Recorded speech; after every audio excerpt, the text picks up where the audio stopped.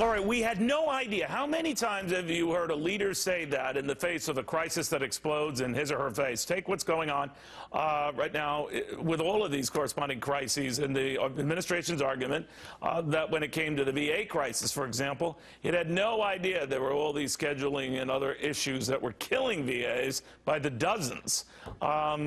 Until quite after the fact. Try 5 years ago, the warnings that were going out to this effect. And then on the border, and what's been amassing there later on with the busloads of young illegal immigrants making their way to this country when it was telegraphed more than a year ago by administration insiders to other administration insiders. So what happened? And what is going to continue to happen? Back with Jessie Jane and Gary B. Carrie, what do you make of this?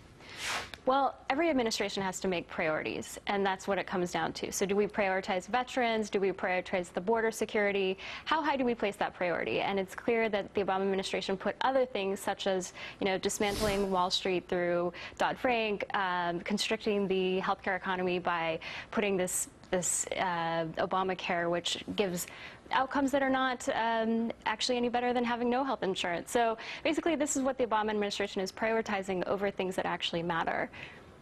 Do you think that those things that it prioritized didn't matter then? Well, the way he handled, he basically made his priorities that were not helpful. So he created fake priorities that should not have. He kicked up hornet's nests that should never have been kicked. Gary, what do you make of that? That mattered. Well, I tell you, Neil, as much as I'd love to blame this president and the administration, I think what you're really just seeing here is big government bureaucracy, and which is not dissimilar from big corporation bureaucracy. I work for a very, very large corporation. This is how bad news is delivered. One, there is no bad news. Two, here's the bad news, but I have it handled. So I'm sure some of these problems with the VA... GM comes to mind. Yeah. I'm sure...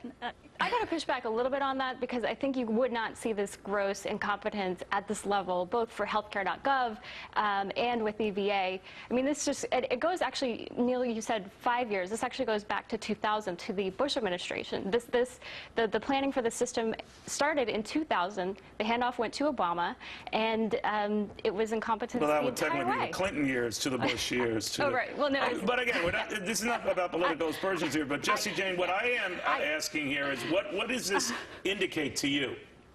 Okay, I've got to jump in here completely because I've researched this and studied this for years. Okay, so since 2008, the administration was warned in the transition team, yes, by the Bush team, that they are fudging their numbers with the appointment line. So, okay, the Bush administration knew this was a problem. This backlog alone, just to get your benefits, by the VA's own numbers, 53 veterans died a day. Close to 20,000 veterans died, not even getting their benefits. Then the fudging of the numbers with these appointment lines. The VA itself, the undersecretary, sent out a memo in 2010 and told all these executives to stop gaming the system, stop doing what you're doing and lying about the numbers and the times to waiting. And the executives continue to do it for bonuses. So this is not just government bureaucracy. This is a deliberate attempt by these executives to get bonuses. And I'm sorry, regardless of where you're working, that is egregious, and we need to hold these executives accountable. And ignorance is not a defense, if you come to think about it, guys, right? I mean, just saying you don't know